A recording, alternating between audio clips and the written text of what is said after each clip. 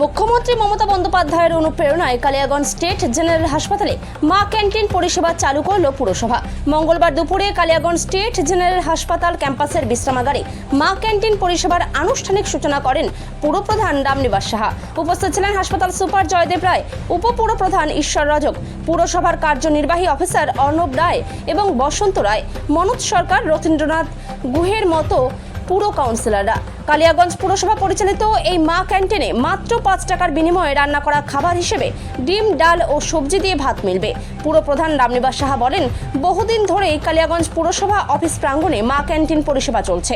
রাজ্য নগরায়ণ সংস্থার নির্দেশ মতো এদিন থেকে হাসপাতালে চিকিৎসাধীন রোগীর আত্মীয়দের জন্য মা ক্যান্টিন পরিষেবা চালু করা হলো। এখন থেকে প্রতিদিন দুপুরে হাসপাতাল চত্বরে মা ক্যান্টিন পরিষেবা মিলবে। আমাদের মাননীয় মুখ্যমন্ত্রী মমতা ব্যানার্জি এই মা ক্যান্টিনের চিন্তাধারা আজকে না, অনেক দিন ধরেই আছে। আর এই মা ক্যান্টিনের মাধ্যমে আপনারা দেখছেন যেরকম সাধারণ মানুষ যারা একটা হোটেলে বসে 100-150 টাকা দিয়ে খেতে পারে না, কোথায় খাওয়া পাবে সস্তায় সেটা খুঁজে বেড়ায়।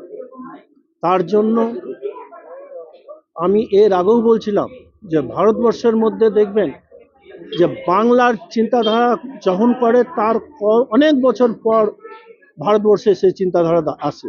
সেই চিন্তাধারার মধ্যেই আমাদের মাননীয় মুখ্যমন্ত্রী একটা অভিনব উদ্যোগ এটা, যে মা ক্যান্টিন মাত্র 5 টাকা দিয়ে ডিম, ভাত, ডাল, সবজি, জল। আপনি দেখবেন আজকে একটু হয়তো জলটা এখনো আসেনি, 20 লিটারের জার আমাদের এখানটা লাগা থাকবে। জলই জীবন। আমরা চাই প্রত্যেকটা মানুষকে বিশুদ্ধ ভালো জল খাওয়ানো। এই মা ক্যান্টিনের এই 5 টাকা ডিম ভাতের সাথে সাথে যাতে শুদ্ধ জলটাও খেতে পারে। না না, আমাদের তো পৌরসভায় একটা মা ক্যান্টিন একটা চলছে অলরেডি। আমাদের হসপিটালে একটা মা ক্যান্টিন করব, এটা বহুদিন ধরে আমাদের পরিকল্পনা, সরকারের পরিকল্পনা। যেহেতু একটা আমাদের হসপিটাল, স্টেট জেনারেল হসপিটাল তৈরি হচ্ছে, তার জন্য আমরা কিছুদিন হয়তো পিছিয়ে গেলাম।